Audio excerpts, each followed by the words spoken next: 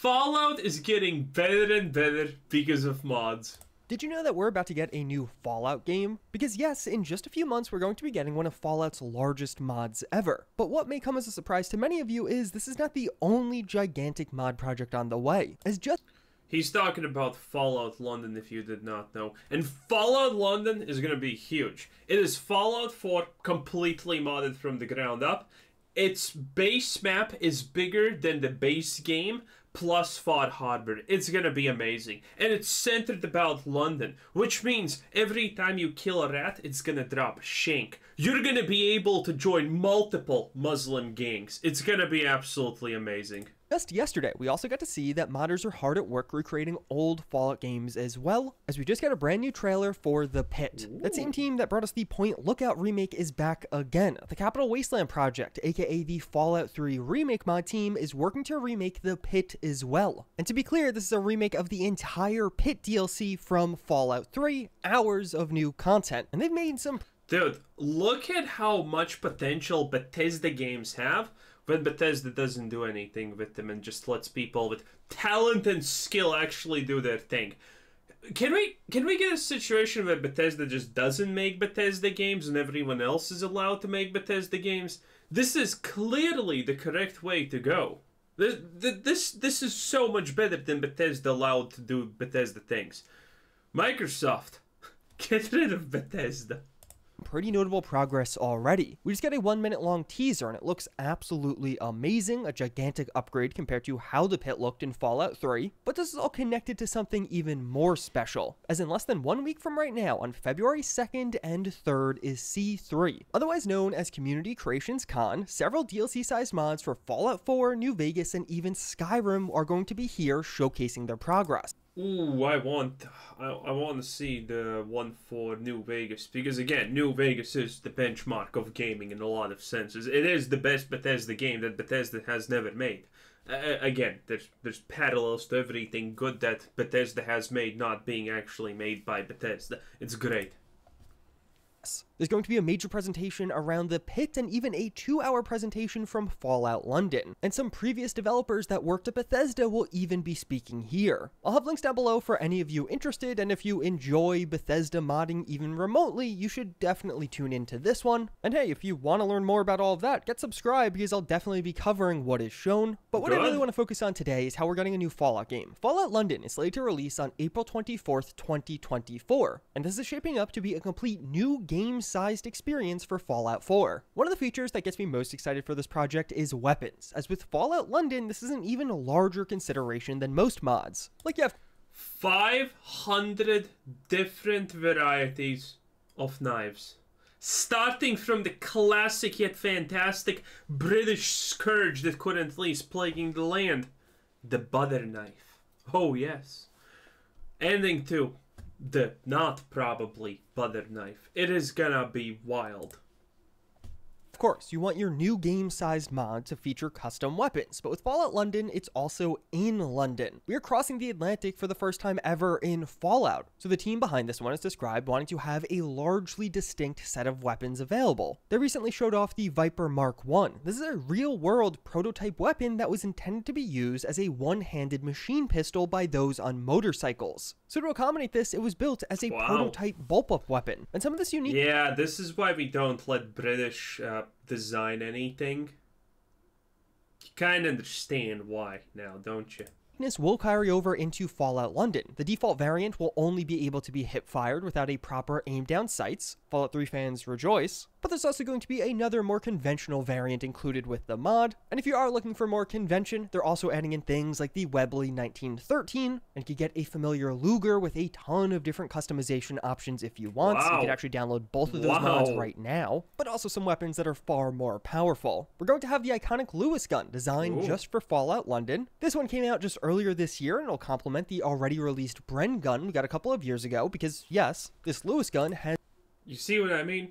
The British should be banned from designing anything. There's a reason the British were put on an island, okay? I'm just saying. Is also released as a standalone mod you could download right now. And to me, this is the perfect example of how to make a Fallout 4 gun mod fun. Even as you just get this weapon, you'll have these unique pickup animations for the first time, and they're just really cool. And the Lewis gun has two hold styles. One, so it'll be a proper rifle right up to your shoulder, or alternatively as an LMG by your side, and each of these are reflected in your actual gameplay while using the weapon. And best of all, this has that iconic Lewis gun feature of the... Okay, I think he's completely missing the point here.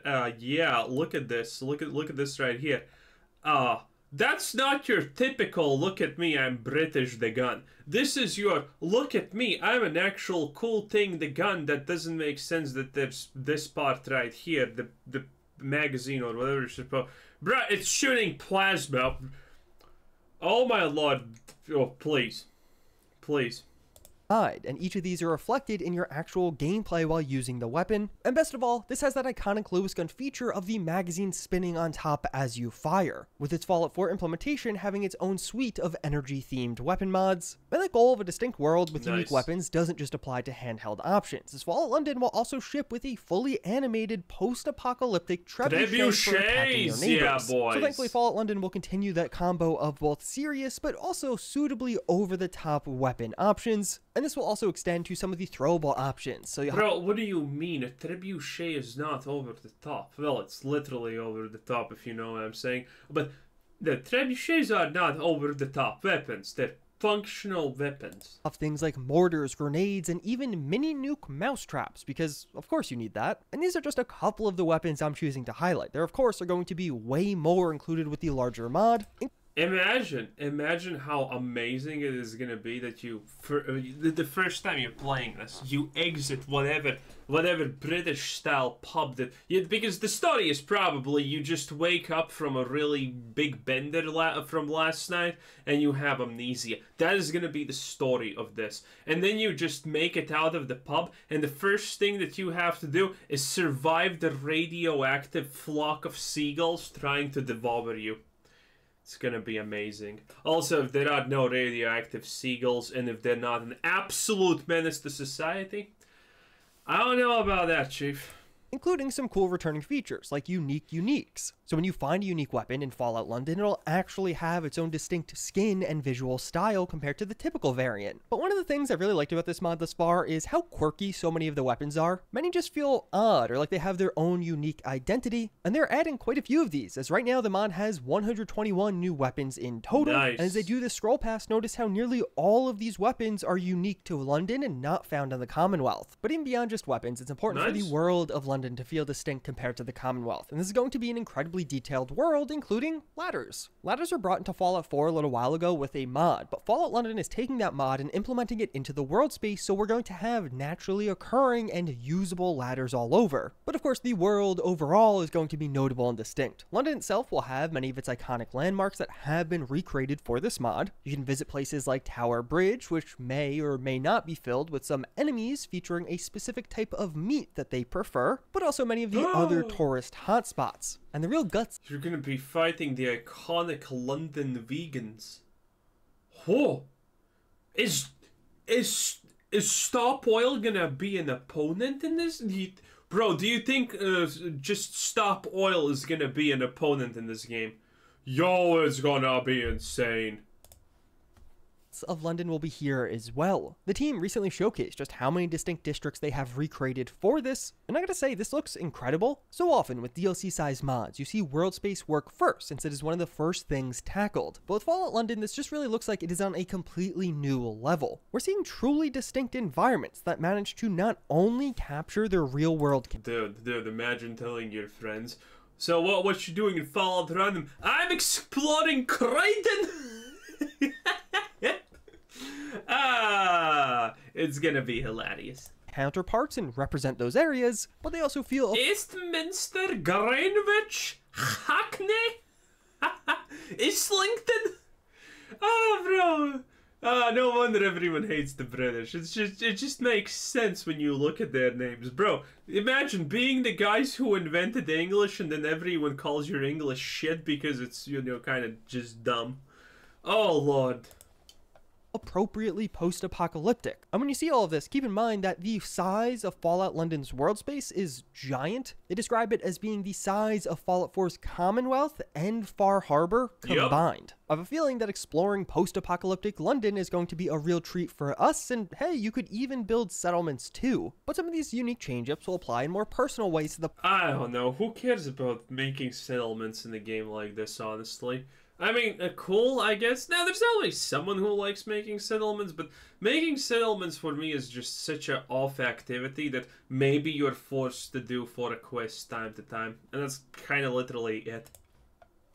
Player as well. Fallout London's going to use its own custom Pip-Boy, that known as the Attaboy. As of course, there's not going to be any vault tech overseas. To me, this looks great, but it'll also come with some very custom ways to open certain doors. 80s and 90s kids can rejoice. And since we are no longer using the Pip-Boy, the Attaboy... Bro, did he just blow on the cartridge? That's crazy. Will provide its own custom look for the UI. Custom icons for quests, perks, and even traits, because yeah, those are a thing here too. And I think they just did a phenomenal job with this one. This new Attaboy character embodies the quirkiness and the cuteness of the Vault Boy while also looking completely distinct and unique. And even beyond just looking different, this will also come with its own set of unique features. Like those quests where you have to search for a radio signal will actually have a zone marker for it now, so you can see the radius by which that signal is in. New things in the UI, like a fully functioning weapon wheel made out of a London Underground logo. Some quests will utilize a new unique timer system, but the Attaboy will also come with some attachment slots, and you'll even be able to find your very own torch so you could finally get proper directional flashlights. But what I think may be my favorite of these Londonized Fallout features is the Mysterious Stranger. As in Fallout London, instead of the Mysterious Stranger, it's gonna be the Mysterious Git.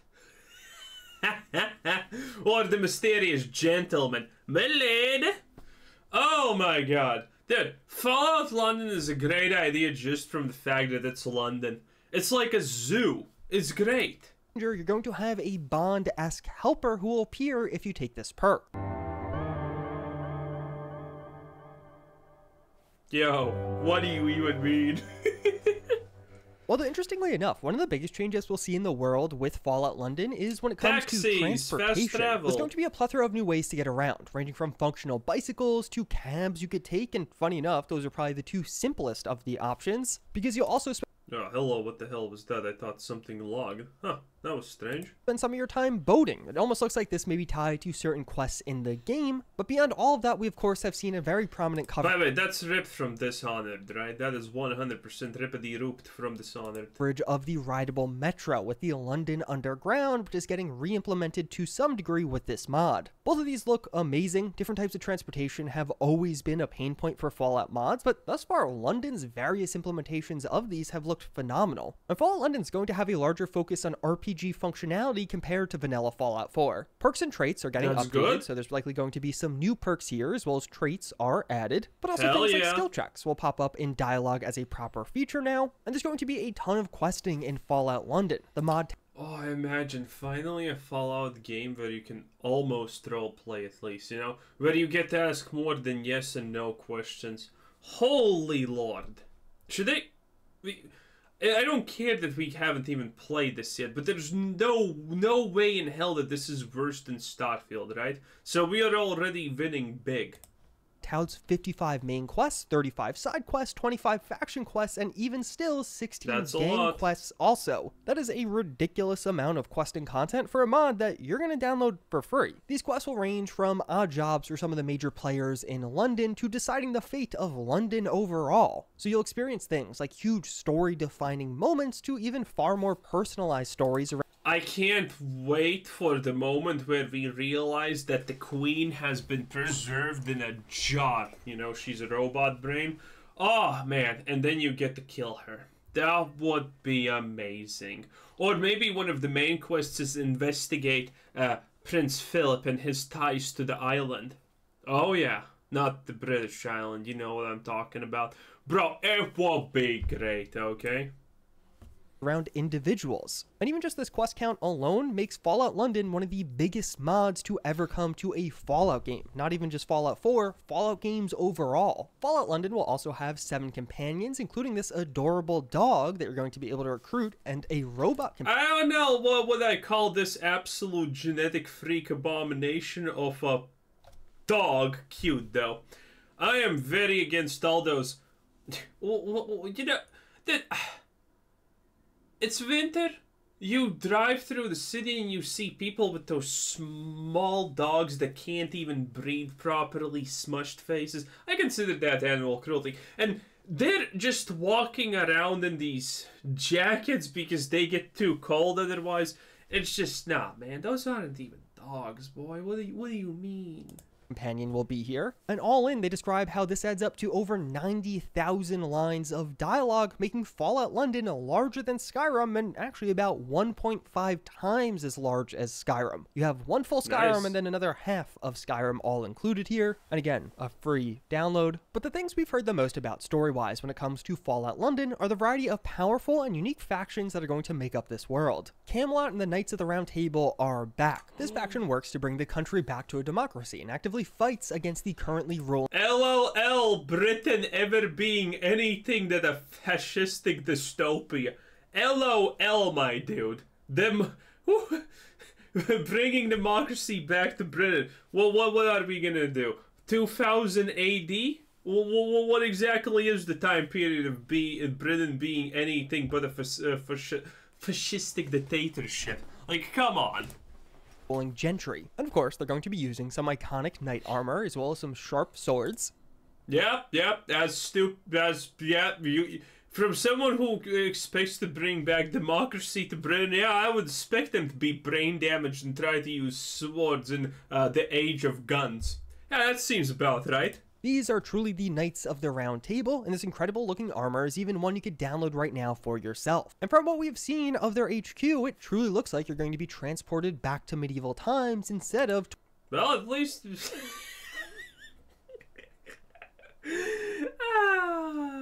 That's funny. 2237. But what is perhaps the scariest faction of all is the Isle of Dogs Syndicate. These are described as cold-hearted men whose thirst for greed will enable them to commit whatever act is necessary for more money, and currently they're the most powerful gang in London, which has allowed them to form a unique partnership with the ruling gentry for supplies. As a result, the Isle of Dogs Syndicate finds themselves incredibly well equipped and even with unique bonus of putting the gentry's prisoners to work. The Vagabonds are another but weaker gang in Fallout London, and these guys may look familiar. They're modeled slightly off of the Peaky Blinders, so they're dressed sharp but could also handle... Yeah. Who could have said that? Who could have noticed that? Themselves. As we find them, they're going to be losing ground to rivals, but have the unique benefit of community support for their gang, while many other gangs are just hated by their communities. But a cool aspect of Fallout London is, even just beyond the thematic differences between one faction to another, there's also going to be gameplay elements here. As we hear, starting with the Vagabonds will lead to smuggling and heisting quests being available to us. And the Vagabonds' outfits also just look amazing. They have their own custom set of clothes. Yeah, that looks pretty good. And I feel like it has But yeah, everything does have a code. Look at that. Oh, look at the pants and the thingamajigs. Oh, that's posh, as they say. Ah, what a joke. This mesh of both dapperness with survivability in the waste. Nice. The fifth column are a more mysterious faction who have a fervent leader with Eve and her bionic arm. This group also hates the ruling gentry, but perhaps with a bit of a different method of dealing with them. This is a more violent group, and principally they're interested in creating a new world order. It seems like they're going to enact some very interesting strategies. Do you think she has a fleet? Fleet of ships. To getting to that point. In the backgrounds of their scenes, we can see a few posters, basically propaganda posters for the faction, and this is going to be a genuine faction of the mod. Various factions will hang up posters as propaganda, and we've seen in some past features that there's going to be a wide array of pieces of these. The gentry, of course, are going to be a major faction in the wealthy ruling class of London. They've managed to maintain their dignified appearances by You know what that means? Man, I'm gonna have a lot of people to shoot. That's amazing. enacting a royal tax on the people of London, who they of course keep securely outside their Westminster walls, and as a result of Smart. It is what it is. all of that, they've created several very powerful enemies. But the Tommies are there to protect them. The Tommies are the military force of the gentry, and they're going to be well equipped and have powerful equipment for waging war if needed. Although the most elusive group in all of Fallout London is likely to be Angel. This is an all-powerful, technologically advanced faction that some don't even think exists. We honestly don't know much about what this faction entails, or really what our involvement with Sounds like the thing that most people are going to be joining. It's probably not gonna be in the Institute, right? Them will be, but it seems like they have some pre-war ties and perhaps were even involved in the creation of the Attaboy. So all in all, Fall Undead... What do we think about this? What do we think about this? It's a little bit hard to say. Now, I would like actually... So, compared to, for example, Fallout New Vegas, this is a little bit questionable, I would say, because all of these things, these factions that you can join, they're probably distinct, but they probably feel a little bit shallow and not like a real choice if they're not actually warring with each other. And creating a story where it's like, 7 different factions to join or whatever, it's a little bit much, I'm not gonna lie. So I don't know how I feel about that. Fallout New Vegas was great because you just had, the Legion and the NCR, which had their pluses, they had their minuses, they had their ideologies, and they were diametrically opposed to one another for the most part. And then you had, Mr. House and whatnot. So it covered a pretty good range of things that a player could want.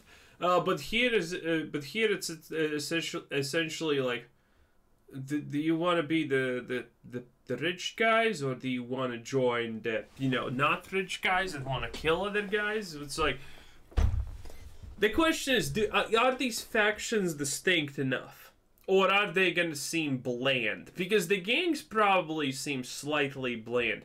The only real thing that it's the girl with the arm, who maybe has a fleet of ships, who knows. And, well, they want to do a revolution. What this revolution entails, I don't know. Because if you want to make a good story, and you want to make this gang interesting, you actually have to create a reason why a revolution even needs to happen. How a revolution just makes sense in this setting. Not just that her defining trait is revolution! And you don't know why that matters, how it makes sense, what kind of revolution, what are they exactly overthrowing, because a revolution is overthrowing something. So, I have questions. I hope, well, probably, I'll say this. The story is probably not going to be bad, but there's probably going to be a faction that is going to be by far the weakest. Not weakest, lore-wise, but story-wise. Lore-wise, they're probably maybe even going to be strong. Who knows? But story-wise, there's probably going to be some factions that are not just that interesting. Is shaping up to be something truly spectacular and special. We're just a couple of months away from being able to experience more, and just a couple days away from seeing a ton more. But if you're interested in some DLC-sized mods you could download for Fallout 4... Dude, I see literally no world where I think the idiots with the swords are gonna be like a legit faction that I even look at and say, yes, I do not feel 50 years of autism when talking to you. Yes, dude, not even close, my dude. Anyway, juicy, heady boyo.